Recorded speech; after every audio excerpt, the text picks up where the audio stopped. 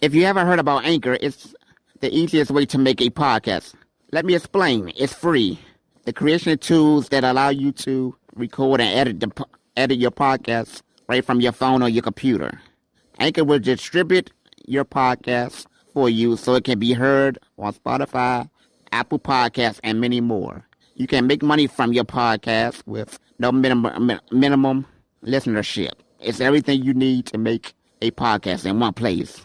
Download that free Anchor app or go to anchor.fm to get started.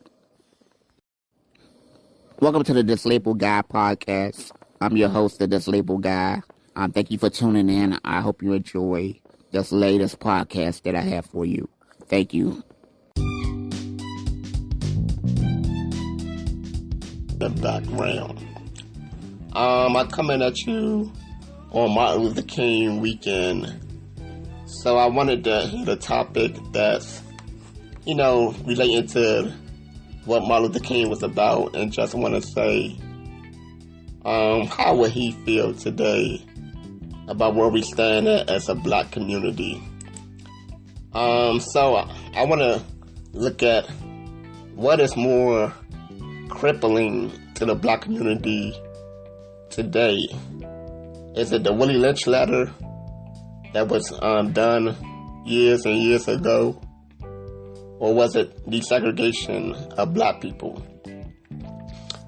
First, before we get into that, let's look at Black Lives Matter, and then we could go back into the Willie Lynch letter and desegregation. So the Black Lives Movement is a campaign against violence toward black people. So why is that important? Because back in not even back in the 50s, but we could go back all the way to slavery. Black people have been mistreated, uneducated, no equality, jobs, and things of that nature. So when I say mistreated, you can look at stories like from Earl Gardner, Sandra Bland, and many others that are getting killed by police out here at a rapid rate. And that isn't good for the black community. So we're going through a lot of the same things that were happening back when Dr. King was alive that shouldn't be happening right now. So that is a major issue. And that's something that needed to be dealt with. So let's move a little forward to the Willie Lynch letter and see how things got started as far as being crippling to the black community. So Willie Lynch came over to the States because he heard the white slave owners had an issue with controlling their slaves. So he came out with a blueprint and a method that, hey, if you follow these steps, then you won't have problems with black people anymore. He put age at the top. He said, hey, that starts with an A. That's the only reason. Second, he put color, intelligence, size, sex, and plantation status against each other on the plantation. And this was all towards black people. So, with that said, you can look at how things are today. Now, I'm Greek. I pledge a fraternity, like I said in the other show. And just looking at the different, black fraternities and sororities out here, you do have that issue out here as far as, hey, AKAs, they mostly pledge light-skinned women. They might have their nose stuck up to, dark-skinned females, or they might let one or two in. Same with deltas and the Zetas. They cater more to dark-skinned women, so they might have their nose look down to light-skinned women. You got the Qs, same thing. they pledge more to, let's say, roughnecks. And, you know, they are more dark-skinned brothers. And the coppers, you know, pretty boys, light skin, good hair. So, you know, just when you try to go to college and be educated, but you still got stuff like that going on. So we really don't know what's really going on. So we put ourselves in a back seat when we're really trying to move forward. I think Malcolm X said it best. How do you define progress? Putting a knife in a person's back and pulling out, put it in 9 inches and pulling out 6 inches and say that progress? No, that's not progress, because the knife is still inside and we're still being affected. So, like I said, that's an issue. And mentally, you know, black people, not all, but most, are messed up when it comes to the Willie Lynch letter. Because black males and females, like I said, I always say we're like dogs. When we get together, all we do is 2 things. We fucking fight. So, and that's a product of the Willie Lynch, you know. He put us that's males and females. So, what happens to that?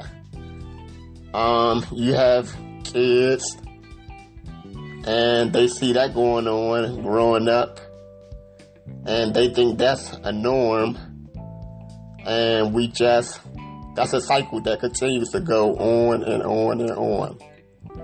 So, I think that's really strong, because we're not slaves anymore physically, but mentally we're still being controlled about as far as how he taught the white masters to control black people back in the day. So, what are some suggestions to dealing with this? Honestly, I really don't have any, because, I mean, you trying to deal with the mind, and the mind is a hard thing to change. So, you just have to come enlightened to what's going on in the world, and we can't use ourselves against each other.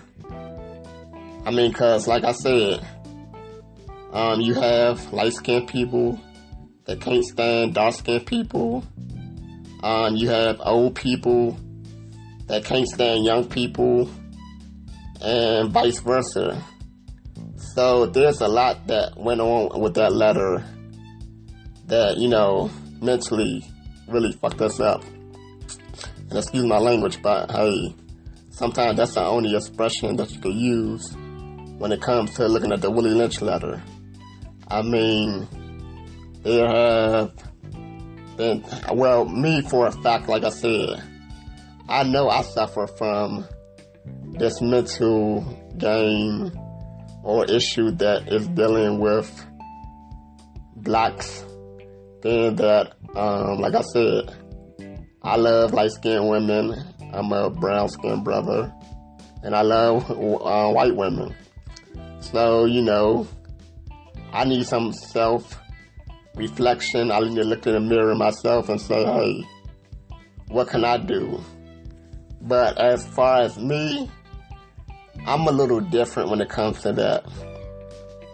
I look at child psychology and say, hey, you are developed mainly when you're young, around the age of birth to, I want to say about 6 or 8. I had to look into that, but I think that's what I learned back in college. So, like I said, I was hit by a car. And when I was hit by a car, I was sent to Delaware to be in a rehab. So I was only around white women when my family was down south or the DC area, I should say. So when you have mostly white people helping you, you're gonna think, hey, that's how it, you don't see nothing wrong with it, basically. So, as I got older, I continue to see that, hey, I like white people, black people are the ones that really F me up. And pretty much it wasn't, black people, it was just, my mental thinking and my rearing up and things of that nature. So yeah, take time to read the Willie Lynch letter and just look deep into it and just look into the mirror yourself and say, hey, where can I change? Or where can I make things better in my life? Because psychologically, that really messed us up a whole lot. And as it said, this could last for at least 300 years. And, it damn sure has been a long time. And we have been mentally effed, as most people say, by the white man.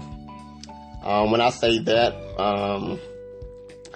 I'm always called a coon or a sellout or Uncle Tom. But hey, I look at things a little different. So I look at things as, hey, equality for all, one love. But anyway, let's take a shift and look at, integration and desegregation.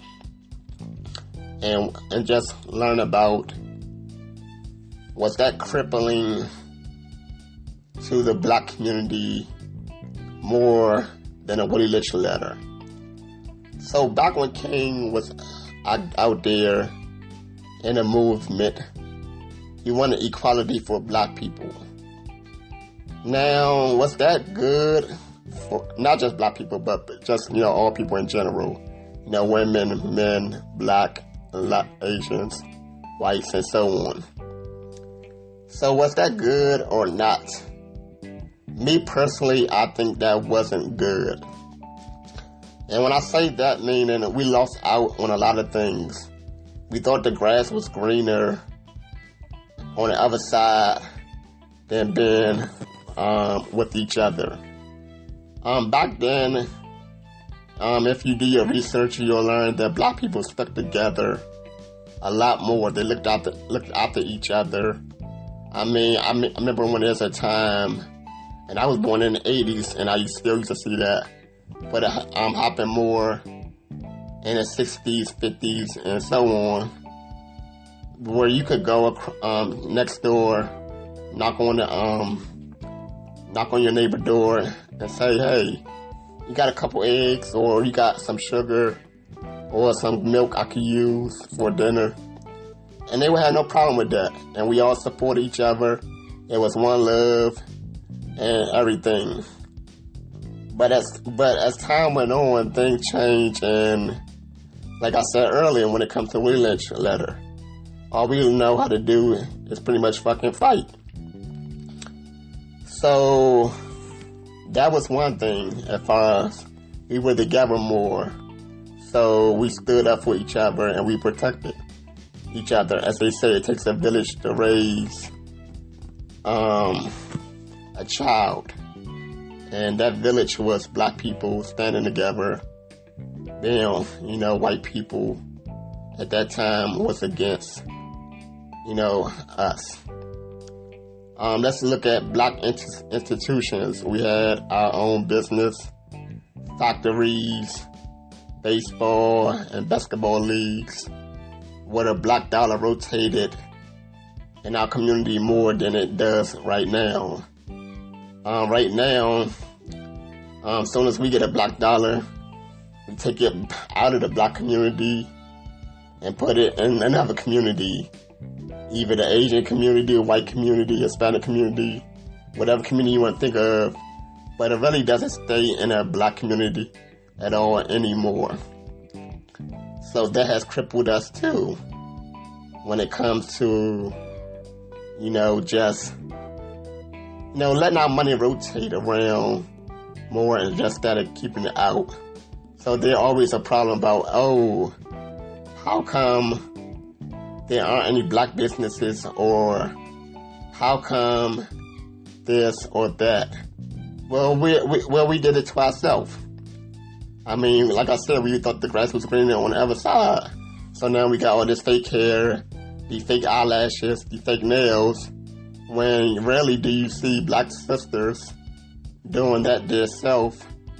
They go to a spa or whatever you call them to get a manicure or pedicure instead of, taking up a trade and learning how to do it ourselves and just keeping that money rotated in the community. And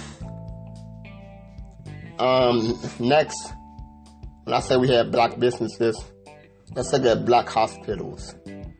Right now, as today, the only black hospital that's still standing, that's run operated, is Howard University Hospital. I want to say there were over 100 hospitals back in the day that were black operated owned. But that kind of went out their door when we decided to integrate.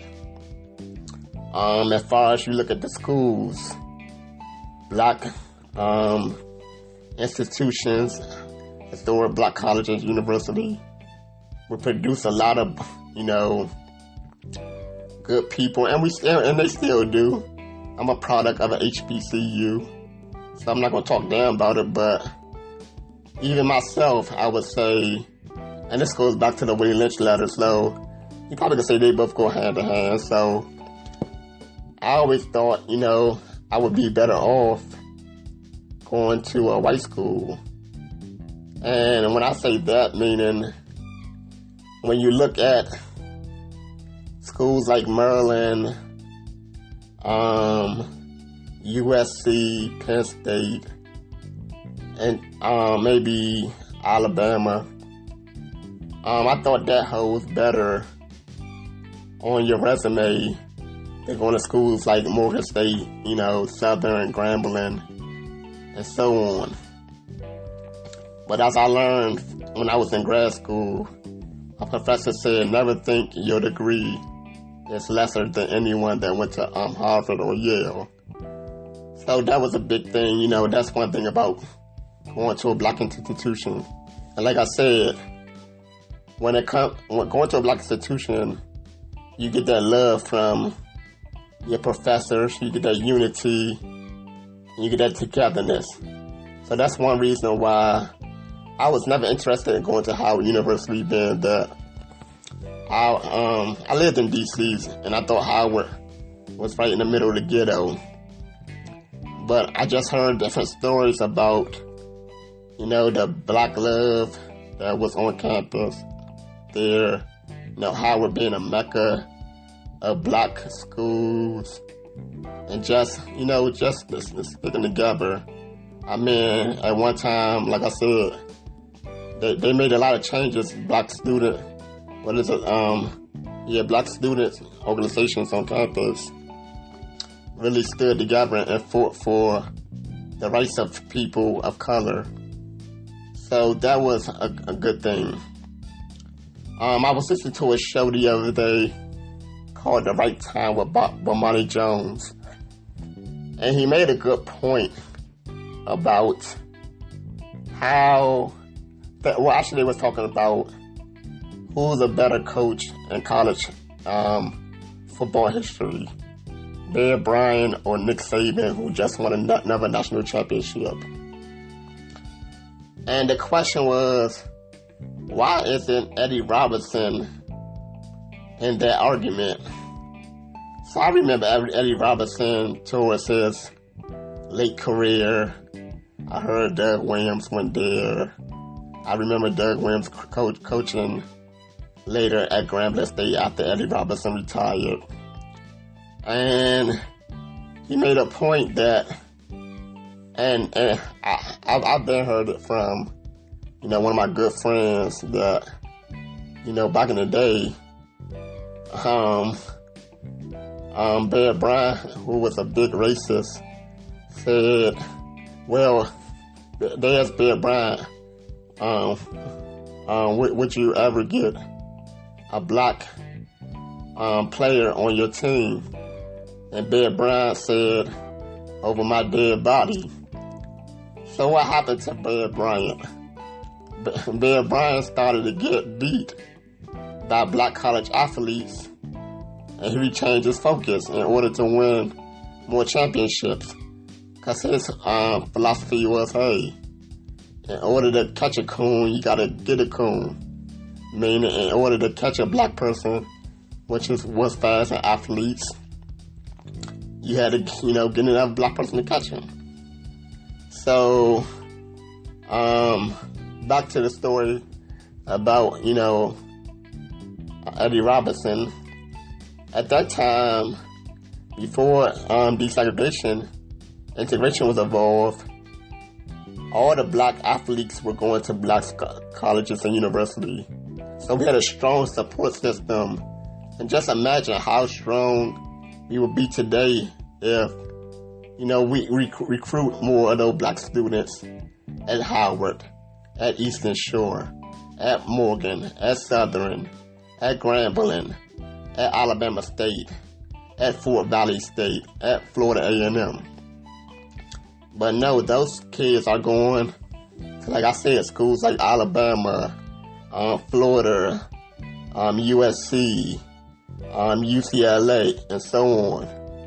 So we kind of messed up really big when we decided to move in with the white man. And just, we lost out on a lot of different things. Then you look at, employment. Employment, has been a major issue for blacks for 100 years, at least I know.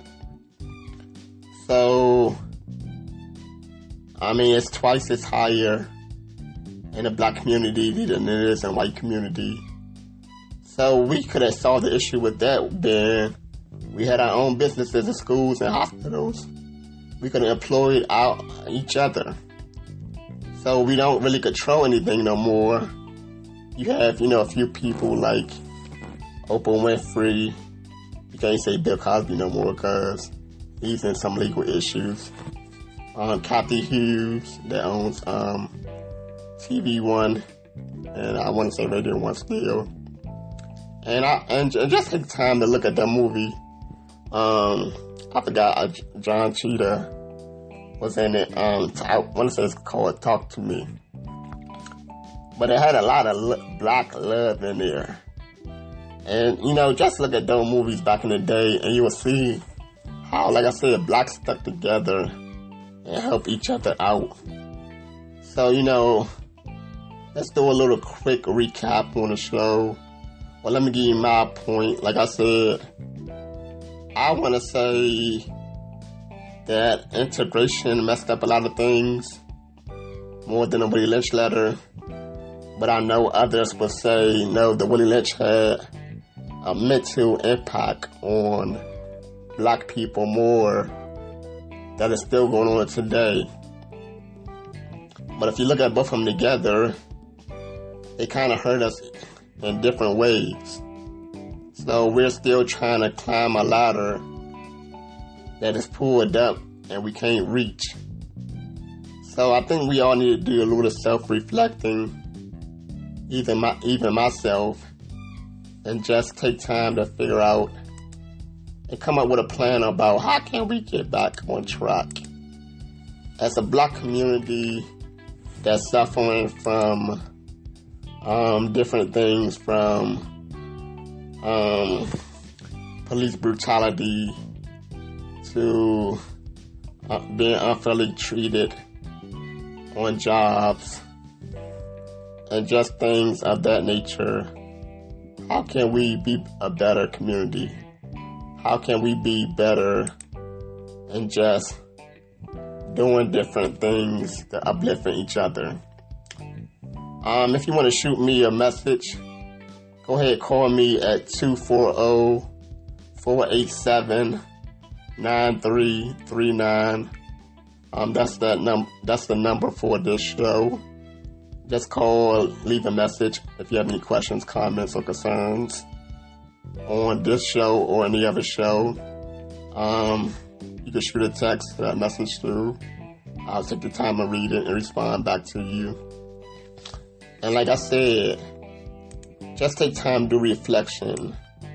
I thought this was a good topic to talk about, being, like I said, Martin Luther King birthday weekend.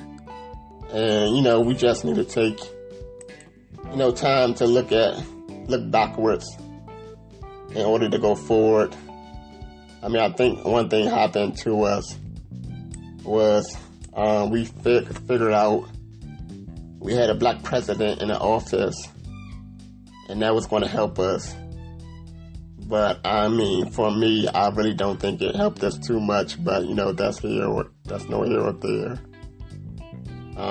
President Barack Obama gave his final State of the Union the other day.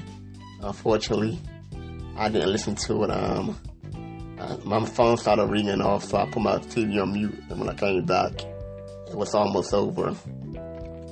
But I'm going to take the time to listen to it.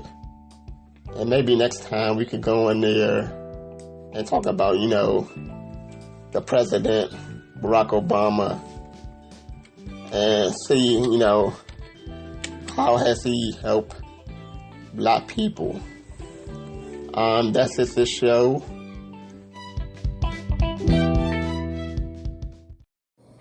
Thank you for listening to the show. Again, I'm your host, the Disabled Guy. Feel free to reach out to me at email at disabledguy@gmail.com. Until next time, I'll talk to you later.